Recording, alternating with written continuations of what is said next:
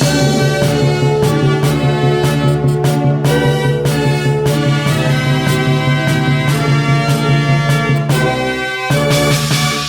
24 जून 2024 को जिला मुख्यालय कांग्रेस कमेटी मुरादाबाद पर श्री शहनवाज आलम, चेयरमैन उत्तर प्रदेश अल्पसंख्यक कांग्रेस कमेटी के आह्वान पर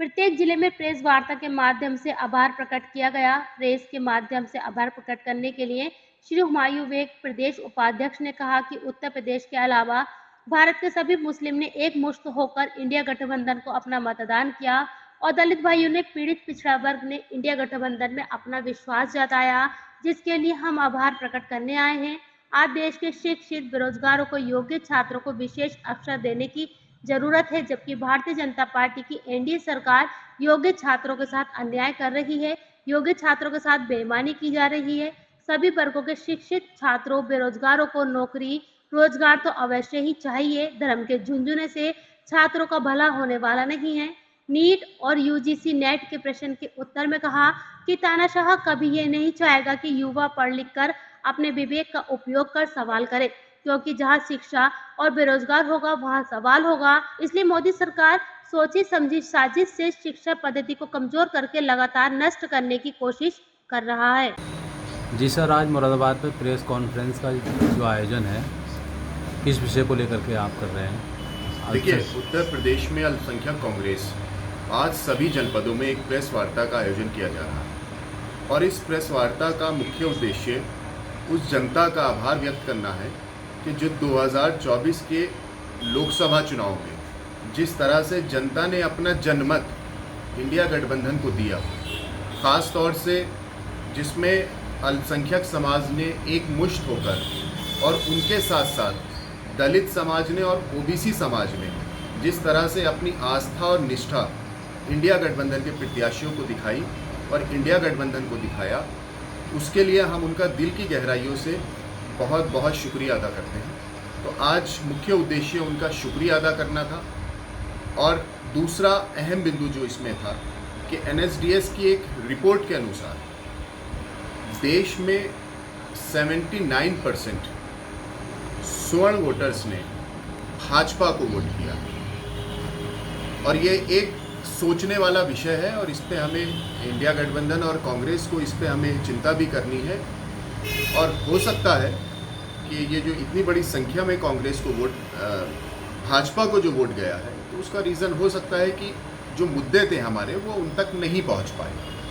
तो इसके लिए हम नई लीडरशिप स्वर्ण समाज में और उन वोटर्स को इंडिया गठबंधन और कांग्रेस के लिए वापस लाने के लिए हम इस पे काम करने जा रहे हैं। 2024 का जो रिजल्ट है कांग्रेस के लिए बहुत ही अच्छा रहा है और आप लोगों की मेहनत भी बहुत बढ़िया रही है।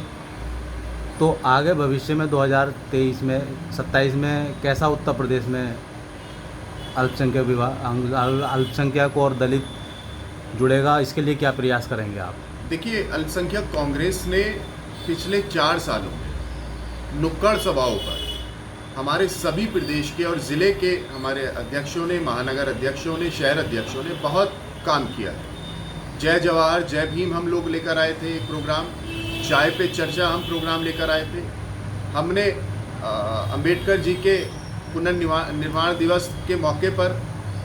रमज़ान के मौके पर दलित और मुस्लिम इफ्तार भी कराया था। इस तरह के हमने एक सामाजिक कार्य उनके बीच जाकर किए थे। तो उसका नतीजा ये रहा कि आज दलित समाज ने कांग्रेस की ओर देखना शुरू किया और उसका नतीजा आपने 2024 के चुनाव में भी देखा। रही बात 2027 की, अभी हमें जनता ने एक मजबूत विपक्ष के तौर पे हमें संसद में भेजा है। तो जनता ने जिस उम्मीद और एक आशा के साथ जो हमें भेजा है, सबसे पहले हमें उनकी आवाज़ को बुलंद रखना है, उस आवाज़ को बरकरार रखना है। और अभी हमारे बहुत से सामाजिक न्याय के कार्य होने हैं जनता के बीच में। जैसे एक सबसे बड़ा मुद्दा था कि 50% आरक्षण पे जो पाबंदी थी, उसको लेकर हमें पाबंदी जैसे लगाई गई थी, उसको हटाने को लेकर हमें प्रयासरत रहना है और हम प्रयास करने जा रही है कांग्रेस पार्टी, अल्पसंख्यक कांग्रेस, और इस पर हम आने वाले दिनों में प्रोग्राम भी चलाएंगे। हुमायूं जी, बात बताइए, जैसे कि आपने बताया कि स्वर्ण समाज आपसे नहीं जुड़ा, लेकिन इस चुनाव में एक नई चीज़ ये भी देखने को आई है, जो इस प्रकार यूपी में मुस्लिम और दलित कांग्रेस से छिटक गया था, वो कहीं ना कहीं वापस आया, उसका क्या मुख्य कारण क्या रहा कि एकदम से ये बदलाव नजर आया? देखिए, उसका सबसे मुख्य कारण जो था, वो सबसे बड़ा कारण था संविधान। जिस तरह से संविधान पे समय समय पर भाजपा नेताओं द्वारा आक्रमण किया गया, उस आक्रमण को जनता ने और ख़ास तौर से दलित और मुस्लिम समाज ने बहुत बारीकी से उस बदलाव को देखा, और यही उसका सबसे बड़ा रीज़न था। और जिस तरह से राहुल जी ने देश में यात्राएं की, भारत जोड़ो यात्रा हो, भारत जोड़ो न्याय यात्रा हो, और जिस तरह से वो गरीब और देश के एक अंतिम जो व्यक्ति है उसके लिए वो खड़े हुए, मुखर होकर बोले, तो दलित समाज में और जो मुस्लिम समाज है और इस तरह का जो भी शोषित पीड़ित समाज है हमारा, ओबीसी वर्ग हमारा खास तौर से कितना, तो उस वर्ग ने देखा कि एक राहुल जी उनकी एक मजबूत आवाज़ है,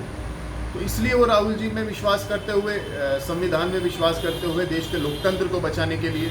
हमारे साथ आए। देखिए, अभी जो इस प्रकार ये नीट की और यूजीसी नेट की परीक्षाओं का मामला सामने आया है, पेपर लीक हुए हैं, और ऐसे में युवा सड़क पर है, लेकिन कहीं ना कहीं उनकी सुनवाई नहीं हो रही है, तो कांग्रेस का अपना स्टैंड क्या है उन युवाओं के लिए? क्या यहाँ भी राजनीति रहेगी या